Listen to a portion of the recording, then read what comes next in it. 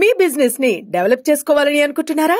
అయితే వెంటనే సంప్రదించవలసిన ఫోన్ నంబర్ 7729969299. 10,000 బస్సులు ఉన్న దగ్గర 6,000 బస్సులను చేసిరు అని ప్రతి ఒక్కరు అంటే ముఖ్యంగా రేవంత్ రెడ్డి గారిని ఎక్కువగా తిడుతున్నారు. ఆ తర్వాత మళ్ళీ ఆరోగ్యశ్రీ పథకం ఈ విషయానికి వచ్చేసరికి మాత్రం అందరూ అంటే మంచి భావనతోనే ఉన్నారు.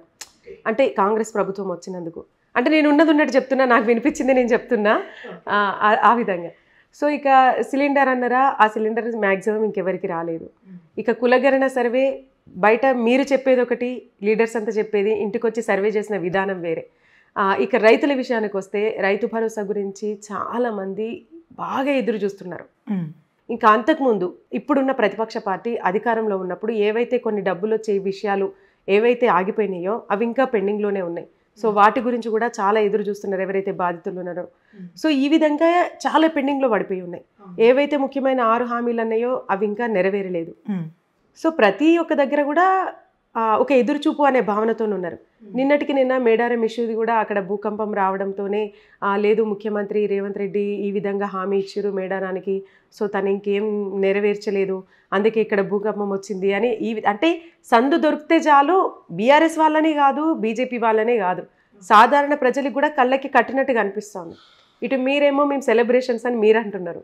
మీరు ఎందుకు అనుకోకూడదు? నెగిటివ్ మాట్లాడే వాళ్ళు బీజేపీ వాళ్ళ బీఆర్ఎస్ వాళ్ళు మాట్లాడుతున్నారేమో అని మీరు కూడా అనుకోవచ్చు కదా. సాధారణ ప్రజల నుంచి కూడా వినిపిస్తున్నాయి మేడం. సాధారణ జనాల నుంచి వినిపిస్తే ఈరోజు మేము పండగ చేసుకోము. అంతేకాకుండా మా ప్రభుత్వం వచ్చి ఎన్నాళ్ళైంది, గడిచి ఒక December 7th ఇప్పుడు డిసెంబర్. సో 1 year పాలన.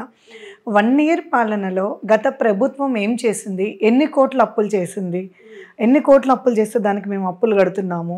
సో ఈ 10 నెలల పాలనలో మేము ఇన్ని తీసుకొచ్చాము.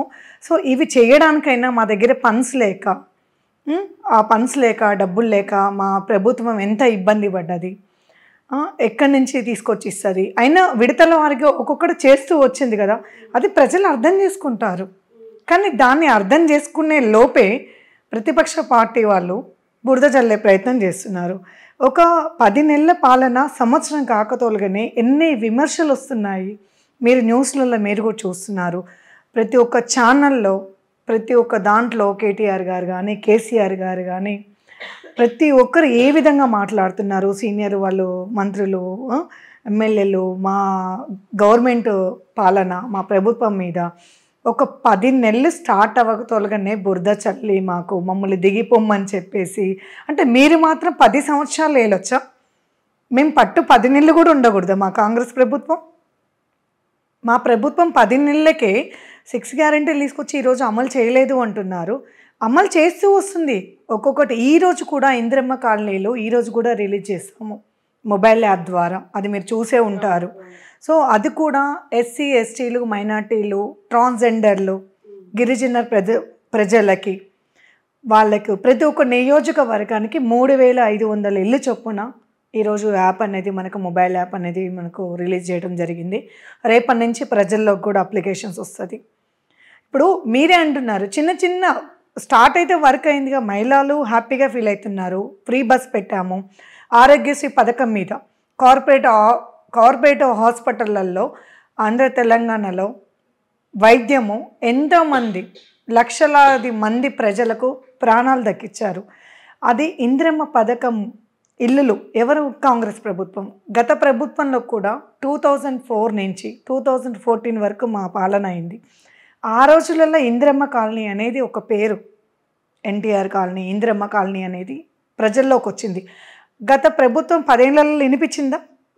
ఇప్పుడు మళ్ళీ మా రేవంత్ అన్న నాయకత్వంలో మళ్ళీ ఇందిరమ్మ కాలనీలు మళ్ళీ తీసుకొచ్చాము. రైతు బంధు కొంతమందికి రాలేదు, 75% వచ్చింది, 25% ఉంది, 30 ఇప్పుడు మన కాంగ్రెస్ ప్రభుత్వం నిన్ననే డిసైడ్ చేసి చెప్పింది కదా. ఇప్పుడు కాంగ్రెస్ ఏంటంటే ఇప్పటికీ మేము చాలా ఇబ్బంది పడుతున్నాము ఫండ్స్ లేక, గత ప్రభుత్వం కోట్ల అప్పులు చేసింది, మేము ఇవాళ లక్షలు వడ్డీలు కట్టడమే సరిపోతుంది, అలాంటప్పుడు థర్డ్ విడత అనేది సంక్రాంతి తర్వాతకి వేస్తాము అనేది ప్రజలకు హామీ ఇచ్చింది.